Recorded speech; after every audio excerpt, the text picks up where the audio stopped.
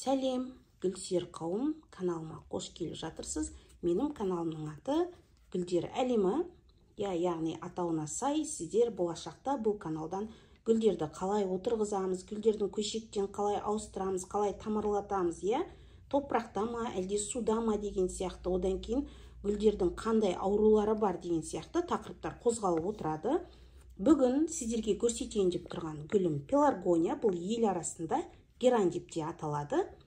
Бұның дала гүлдері де бар, және үй гүлдері де бар. Бүгін міне сіздерге тұқымнан көрсететін болам, қалай көбейту керектігін.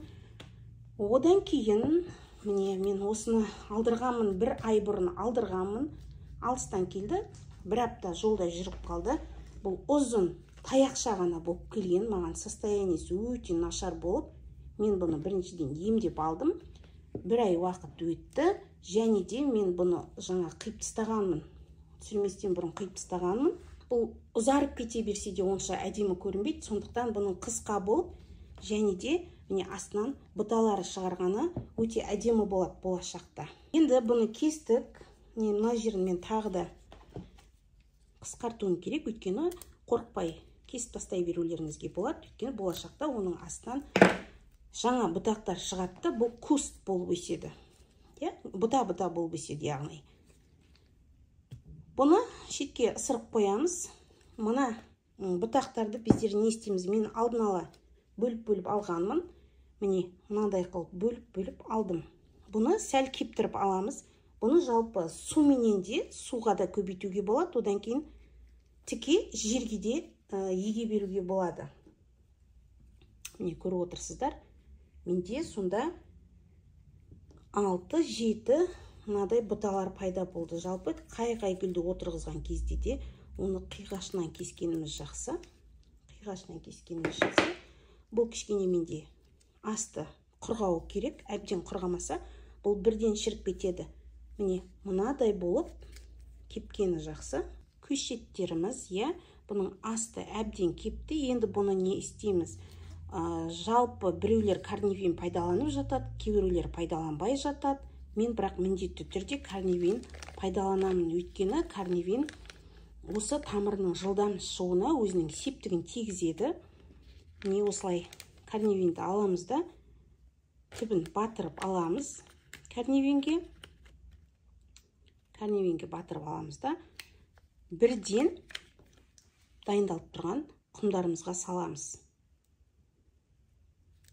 Осылайша әр қайсысын жеке-жеке отырғызып шығамыз. Достар, қараңыздар, енді біз отырғызған көшектерімізге су беріп шығамыз. Бұл су біздерге бір ай жетеді, қалай бір ай жетеді деген сұраққа біз бұларға қазір тепличка жасаймыз, яғни үй жағдайында тепличка қалай жасаймыз. Су беріп алдық. Енді бұларды біздер арнайы осындай зип пакет дегендерге салып шығамыз. Бұл пакет өте қолайлы, өйткені біз осы пакетке қазір саламыз көшеттерімізді. Одан кейін бір ай бойы бұл пакетімізді ашпаймыз. Бұның тамыр шығарған, міне, бұл прозрачный стакан. Бұдан міне мына жерлерінің барлығы да аппақ тамыр болып көрініп бастайды. Міне дайын болған көшеттерімізді енді жарық мол түсетін жерге қоямыз. Күннің көзін өте жақсы көреді, және күн мол түсетін жерде жақсы тамырлайды. Бір ай көлемінде дәл осы жағдайда тұрады. Енді одан кейін менде манағы басын қиып алған гүлім, бұл енді стресске шалдығады. Неге? Өйткені бұған зақым келді. Бұл гүлді одан ары қарай өліп қалмау үшін міне мына жерлеріне бастарына угіл жағып шығам қазір. Одан кейін циркон, стресс алған гүлге циркон өте жақсы көмектеседі. Циркон шашып шығамын. Достар, қараңыздар, мен бұны жарықтың әдемі түсетін жеріне әкеліп орнаттым. Терезенің тіке алдына емес. Қараңыздар, менде бұл әдіспенен тек қана герань емес, басқа да көптеген гүлдер тамырлап жатыр. Тамырлағанда өте жақсы нәтиже береді. Осы метод ұнайды. Қараңыздар, тек қана тамырлап қана қойып жатырған жоқ, және де жаңа бұталар беріп жатыр. Міне, көріп отырсаңыздар, сіздерге көрініп тұрған болса, жаңа бұтақтар беріп жатыр. Бұл менде бугенвилия дейтін гүл, жарықты өте жақсы көреді. Гүлдеп қысы жазы міне осылай етіп гүлдеп тұрады, түрлі расцветкелерде. Жаңа бұталардан қалай көбейтетіндігін көрсетсем, ендігі жерде сіздерге міне тұқымынан қалай көбейтеміз. Тұқымы ішінде мынадай арнайы пакеттерде тұрады, көп емес, өзі 5 ақ түйірсінен тұрады. Бұны аламыз. Мен бұған қалай көбейтеміз, бірден жерге отырғыза салмаймын, өзімнің методым. Оны міне мынандай арнайы контейнерге, ваты арнайы контейнерге отырғыздық, су беріп шықтық.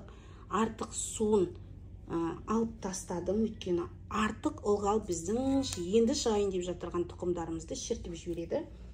Енді біз бұны не істейміз? Бұлай тұрса болмайды, ол тұқымымыз кеуіп кетеді, асты да кеуіп кетеді. Оны да көбейтуге біздерге зип пакет өте жақсы көмектеседі.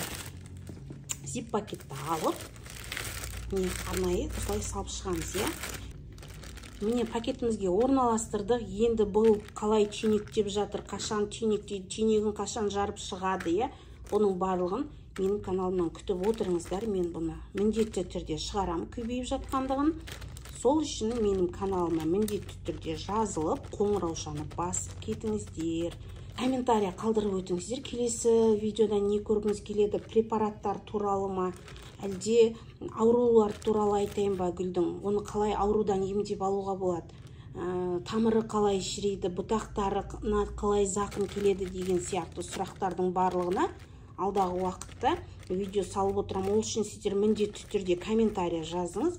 Менің гүлім осындай болып тұрады, осы гүл туралы көрсетіңізші, немесе осы гүлдің көбею жолдарын айтыңызшы деген сияқты комментариялар қалдырып отырсаңыздар, мен міндетті түрде түсіретін боламын. Енді бұл қашан түйнектен жарып шығады, оны одан кейін ары қарай қалай отырғызамыз, оның барлығы болашақта осы каналға салынып отыратын болады. Ал сіздер өздеріңіздің ойларыңызбенен немесе қандай да бір пікірлеріңіз болса, соның барлығын комментарияға жазып кетіп отырыңыздар. Рахмет сіздермен болған. Мен Галина. Сау саламатта болыңыздар.